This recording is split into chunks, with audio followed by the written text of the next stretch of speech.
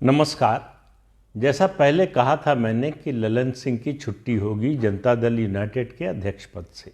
उनका इस्तीफ़ा हो गया, नेशनल एग्जीक्यूटिव में इस्तीफ़ा हो गया और उन्होंने अपनी ओर से पेशकश की कि मुझे लोकसभा चुनाव लड़ना है, बहुत जगह जाना पड़ेगा, इसलिए जो है अब आप अध्यक्ष पद की जिम्मेदारी नीतीश कुमार से उन्होंने कहा आप संभालिए। अब आप इसका मतलब समझ रहे हैं, एक फेस सेविंग है ललन सिंह को दी गई है कि उनसे इस्तीफ़ा मांगा नहीं गया, उनको हटाया नहीं गया, बल्कि उन्होंने अपनी ओर से पेशकश की। और अगर उनको लोकसभा चुनाव लड़ना है इसलिए इस्तीफ़ा दे रहे हैं, तो क्या वो ये कहने की कोशिश कर रहे हैं कि नीतीश कुमार का लोकसभा चुनाव लड़ने का कोई इरादा नहीं है? तो फिर ये वाराणसी, फूलपुर और इन सब कॉन्स्टिट्यूंसीज में नीतीश कुमार के चुनाव लड़ने की तैयारी का क्या मतलब है? या ललन सिंह सिर्फ अपना बचाव कर रहे हैं? लेकिन ललन सिंह अब मुद्दा नहीं है। आप याद रखिए कि बीजेपी और जेडीयू का अलायंस तुड़वाने में ललन सिंह की बड़ी भूमिका थी। ये बात खुद नीतीश कुमार मान चुके हैं कि ललन सिंह और ब्रजेंद्र यादव, दो लोगों ने उनको समझाया कि ये अलायंस तोड़ देना चाहिए, फिर से जो है आरजेडी के साथ गठबंधन करना चाहिए, महागठबंधन में शामिल होना चाहिए। अब नीतीश कुमार को पछतावा हो रहा है, जो हमेशा होता है उनको। जहां वो रहते हैं वहां वो संतुष्ट नहीं रहते और जहां नहीं रहते वहां जाने की उनकी इच्छा बनी रहती है। तो अब वो फिर से आना चाहते हैं एनडीए के साथ, यानी बीजेपी के साथ। लेकिन क्या ये संभव है? राजनीति में असंभव कुछ नहीं होता।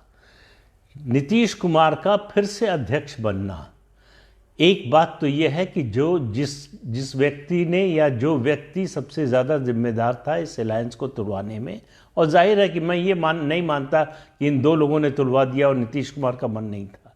नीतीश कुमार जब दुविधा में होते हैं, अपना फैसला जो है उसके नफ़े नुकसान का जो है वो जिम्मा किसी और पर डालना होता है, तब इस तरह की बात करते हैं।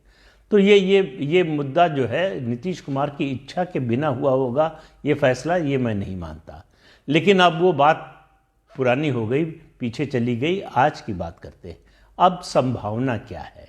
नीतीश कुमार के अध्यक्ष बनने पर मुहर अभी शाम को 5 बजे राष्ट्रीय परिषद की बैठक के बाद प्रेस कॉन्फ्रेंस होगी, उसमें घोषणा हो जाएगी, राष्ट्रीय परिषद में अनुमोदन हो जाएगा उनके अध्यक्ष बनने का। यानी पार्टी की कमान फिर से औपचारिक रूप से नीतीश कुमार के हाथ में आ जाएगी। जैसे ही पद जाता है नीतीश कुमार बेचैन हो जाते हैं।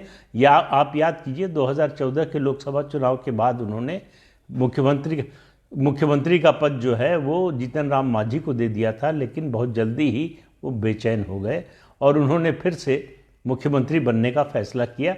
वही ललन सिंह के साथ हुआ है। तो ललन सिंह अब रास्ते से हट चुके हैं, तो बीजेपी से समझौते का रास्ता खुल चुका है। लेकिन अब अगर समझौता होगा, मैं ये नहीं कह रहा हूं कि नहीं हो सकता, राजनीति में कुछ भी असंभव नहीं होता, राजनीति को संभावनाओं का खेल कहा जाता है। होगा तो बीजेपी की शर्तों पर होगा, और उसकी पहली शर्त ये होगी कि नीतीश कुमार मुख्यमंत्री नहीं होंगे बिहार के। तो बिहार में पहली बार, बिहार जब से राज्य बना है तब से लेकर अब तक बिहार के इतिहास में पहली बार भारतीय जनता पार्टी का मुख्यमंत्री होने का रास्ता खुल गया है, ऐसा मेरा मानना है।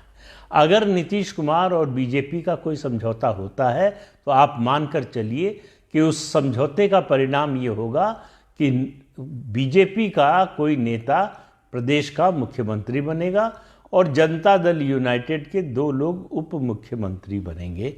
यही फॉर्मूला तय हो सकता है। नीतीश कुमार का क्या होगा वो मुझे लगता है बाद में देखा जाएगा। उनके बारे में तरह तरह की बातें की जा रही हैं।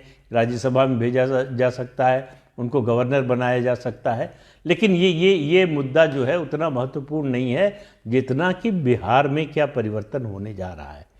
तो ललन सिंह अगर आरजेडी के करीब जा रहे थे तो इसमें ऐतराज़ की क्या बात थी?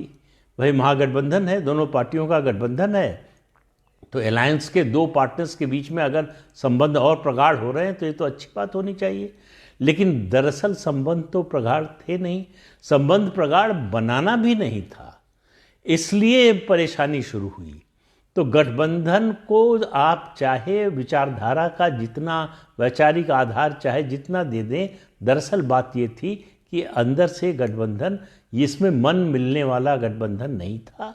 एक रणनीतिक गठबंधन था कि एक परिवर्तन करना था उनको, नीतीश कुमार को बीजेपी से निकलकर इधर आना था, तो इसलिए उसका उन्होंने एक वैचारिक जो है वो एक मुलम्मा चढ़ा दिया, एक आवरण चढ़ा दिया और कहा कि जो है सांप्रदायिक ताकतों के साथ नहीं रहना था, धर्मनिरपेक्ष ताकतों के साथ रहना था, सामाजिक न्याय की ताकतों के साथ रहना था।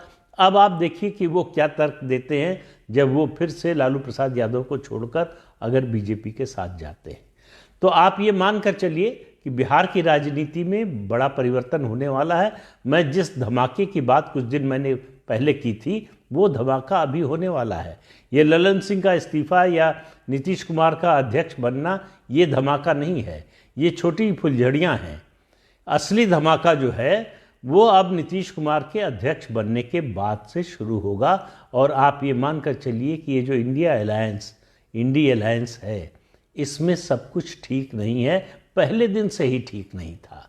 अब उसके परिणाम सामने आने लगे हैं और बहुत जल्दी